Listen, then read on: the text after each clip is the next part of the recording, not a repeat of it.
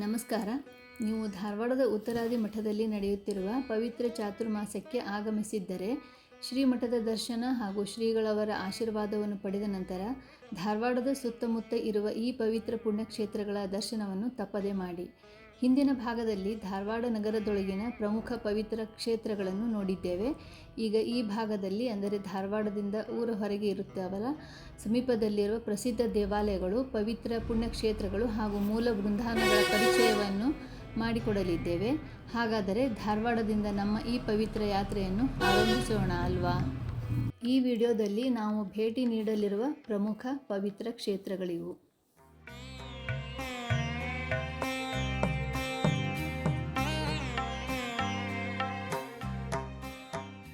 ಹಾಗಾದರೆ ಮೊದಲ ಕ್ಷೇತ್ರವಾದ ವೆಂಕಟಾಪುರದ ಶ್ರೀ ಲಕ್ಷ್ಮೀ ವೆಂಕಟೇಶ್ವರ ದೇವಸ್ಥಾನದಿಂದ ನಮ್ಮ ಯಾತ್ರೆಯನ್ನು ಆರಂಭಿಸೋಣ.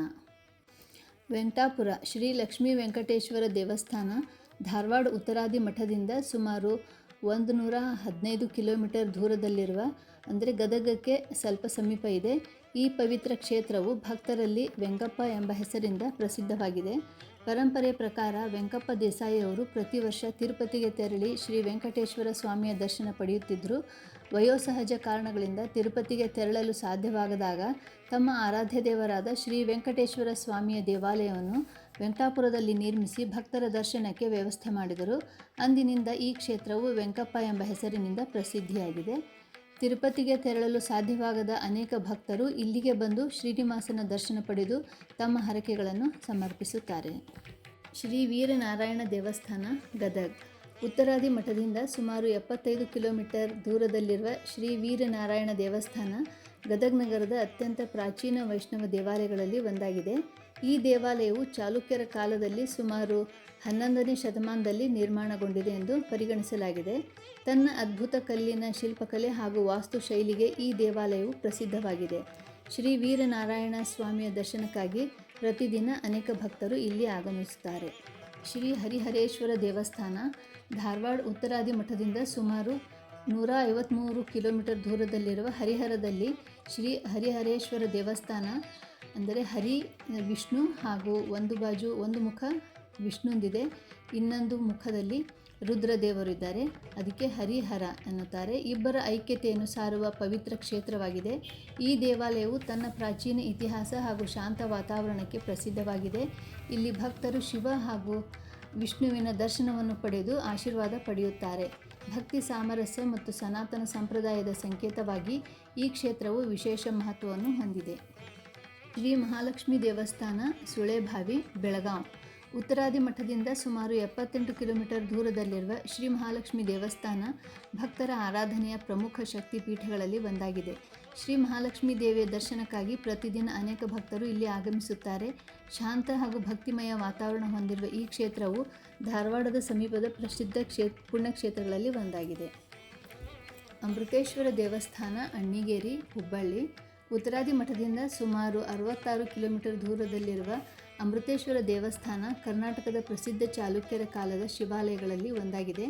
ಕ್ರಿಸ್ತಶಕ 1050ರ ಸುಮಾರಿಗೆ ಕಲ್ಯಾಣಿ ಚಾಲುಕ್ಯರು ನಿರ್ಮಿಸಿದ ಈ ದೇವಾಲಯವು ಅದ್ಭುತ ಕಲ್ಲಿನ ಶಿಲ್ಪಕಲೆ ಹಾಗೂ 76 ಕಂಬಗಳ ಸುಂದರ ವಾಸ್ತುಶಿಲ್ಪಕ್ಕೆ ಪ್ರಸಿದ್ಧವಾಗಿದೆ. ಹಾಗೆಯೇ ಆ ಕಂಬಗಳ ಮೇಲೆ ರಾಮಾಯಣ ಮತ್ತು ಮಹಾಭಾರತದ ಕಥೆಗಳನ್ನು ಕೂಡ ಕೆತ್ತನೆ ಮಾಡಲಾಗಿದೆ. ಇದು ರುದ್ರದೇವರಿಗೆ ಸಮರ್ಪಿತವಾದ ಈ ದೇವಾಲಯವು ಭಕ್ತರು ಮತ್ತು ಇತಿಹಾಸ ಪ್ರಿಯರನ್ನು ಸಮಾನವಾಗಿ ಆಕರ್ಷಿಸುತ್ತದೆ. ಚಂದ್ರಮೌಳೇಶ್ವರ ದೇವಸ್ಥಾನ ಹುಬ್ಬಳ್ಳಿ ಇದು ಧಾರವಾಡದಿಂದ 20 ಕಿಲೋಮೀಟರ್ ದೂರದಲ್ಲಿದೆ. ಈ ದೇವಸ್ಥಾನವು ಗೋಪುರವಿಲ್ಲದ ವಿಶಿಷ್ಟ ವಾಸ್ತುಶಿಲ್ಪವನ್ನು ಹೊಂದಿದ್ದು ಕಪ್ಪು ಶಿಲೆಯ ಕೆತ್ತನೆ ಹಾಗೂ ಭವ್ಯವಾದ ಕಂಬಗಳಿಂದ ಕಂಗೊಳಿಸುತ್ತಿದೆ. ಇಲ್ಲಿನ ಗರ್ಭಗುಡಿಯಲ್ಲಿ ಪ್ರಮುಖ ಆಕರ್ಷಣೆಯಾಗಿ ಅಪರೂಪದ 4 ಮುಖಗಳ ಶಿವಲಿಂಗವಿದೆ.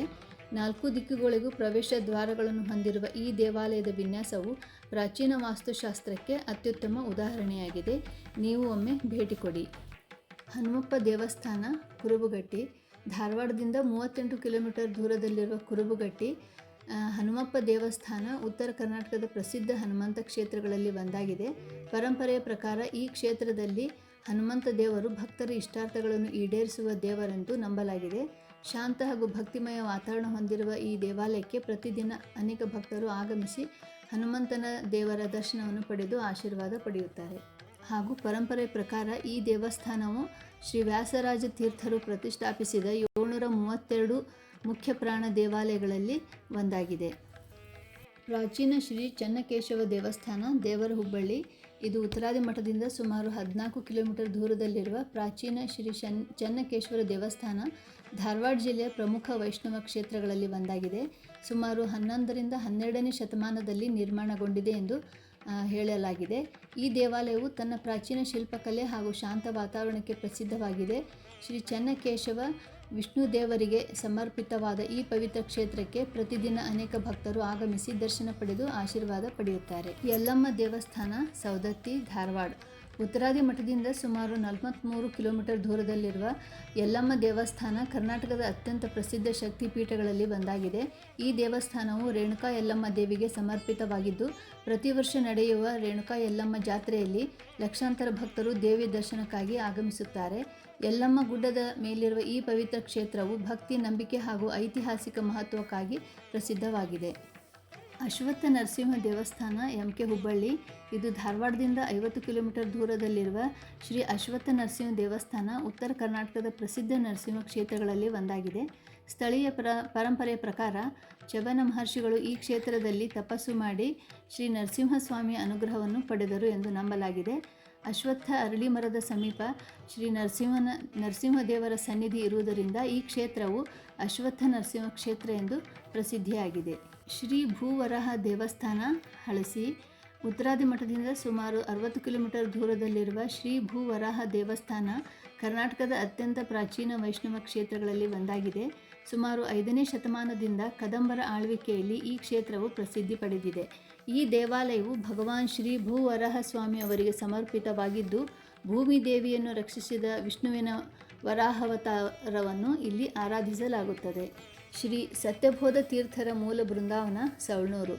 ಇದು ಧಾರವಾಡದಿಂದ ಸುಮಾರು 80 ಕಿಲೋಮೀಟರ್ ದೂರದಲ್ಲಿರುವ ಸವಣೂರಿನಲ್ಲಿ ಶ್ರೀ ಸತ್ಯಬೋಧ ತೀರ್ಥರ ಮೂಲ ಬೃಂದಾವನ ಉತ್ತರಾದಿ ಮಠದ ಭಕ್ತರಿಗೆ ಅತ್ಯಂತ ಪವಿತ್ರ ಕ್ಷೇತ್ರಗಳಲ್ಲಿ ಒಂದಾಗಿದೆ.